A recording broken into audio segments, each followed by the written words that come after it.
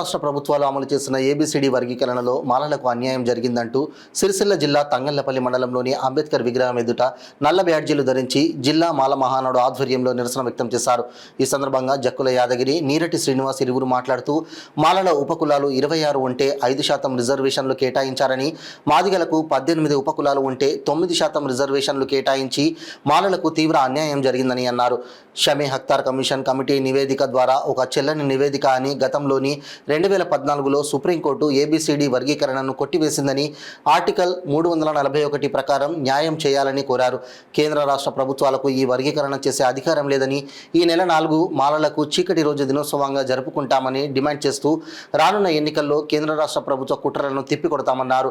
ఈ కార్యక్రమంలో జిల్లా ఐక్యవేదిక కో కన్వీనర్ జక్కుల యాదగిరి, బొల్లం గణేష్, తంగళ్లపల్లి గ్రామ కమిటీ అధ్యక్షులు గట్టపల్లి పరశురాములు, ఉపాధ్యక్షులు లింగం శ్రీనివాస్, జాతీయ మాల మహానాడు జిల్లా కన్వీనర్ నేరటి శ్రీనివాస్, సిరిగిరి మురళి, ఆనందం, బండరాజు తదితరులు పాల్గొన్నారు.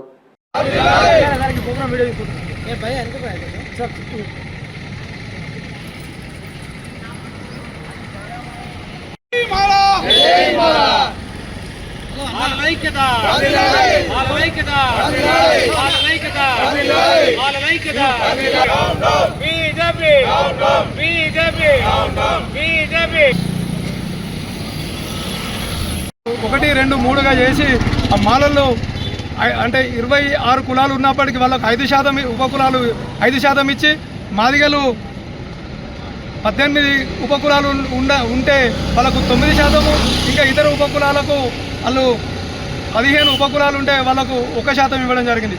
ఇది మేము మాలమాన నుంచి దీన్ని తీవ్రంగా వ్యతిరేకిస్తున్నాం.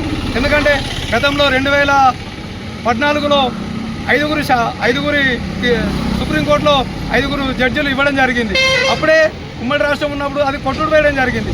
ఇప్పుడు కూడా ఇది ఖచ్చితంగా సుప్రీంకోర్టులో మాకు న్యాయ వ్యవస్థ మీద, చట్టాల మీద గౌరవం ఉన్నది కాబట్టి ఖచ్చితంగా అది సుప్రీంకోర్టు మళ్ళీ వేసి దాన్ని కొట్టుడు పోవడానికి ఖచ్చితంగా మాల మహానాడు తరఫున ఖచ్చితంగా చేస్తాము.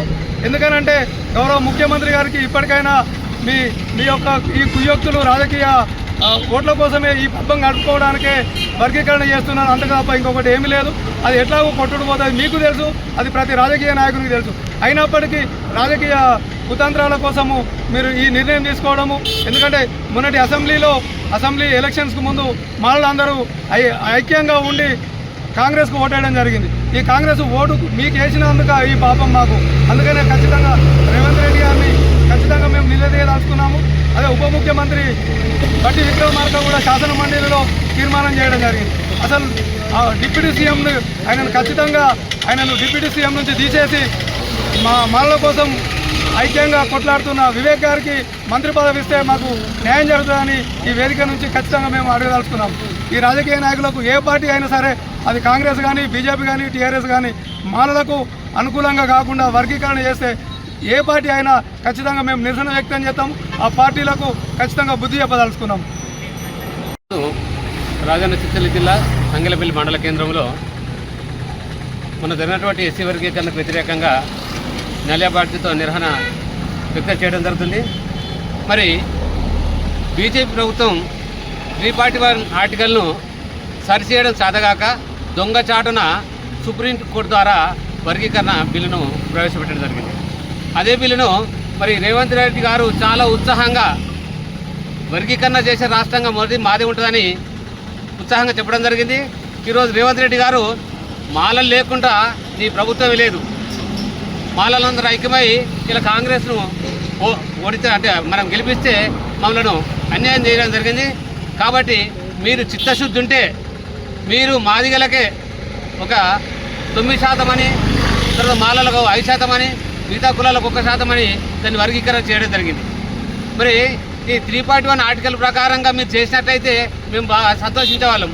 341 ఆర్టికల్ సరిచేయాలంటే పార్లమెంట్లో ఉన్నటువంటి ఉభయ సభలు, రాష్ట్రపతి, ఎస్సీ కమిషన్ ఆమోదం కావాలి, అది చట్టబద్ధత కావాలి. కాబట్టి అవన్నీ మోడీకి సాధ కాదు కాబట్టి దొంగచాటున వేయిస్తే మరి ఏదో ఉప కమిటీని వేసి ఆ కమిటీలో అందరు చేసుకొని మరి ఇక దొంగచాటున ఇటువంటి వర్గీకరణ చేయడం జరిగింది.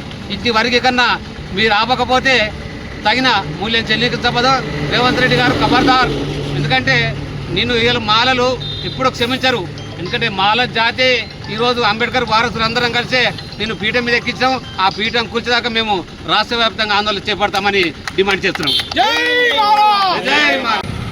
తెలంగాణలో మొన్న 4 తారీఖు నాడు అసెంబ్లీ సమావేశంలో మాలలకు తీవ్రమైన అన్యాయం జరిగిందని మేము సిరిసిల్ల రాజన్న జిల్లా తంగలపల్లి మండలం నుంచి చెప్పదలుచుకున్నాము.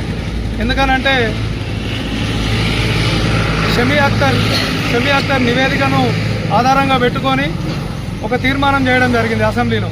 గౌరవ రేవంత్ రెడ్డి గారు ఆ తీర్మానంలో మాలలకు పూర్తిగా అన్యాయం చేసి మాల వర్గీకరణ గురించి 2011 జనాభా ప్రాతిపదిక మీదనే చేయడం జరిగింది. ఆ 2011 జనాభా కాకుండా ప్రస్తుత జనాభా ఎంత ఉందో తెలియకుండానే అసెంబ్లీలో ABCD వర్గీకరణ చేయడం జరిగింది. అందులో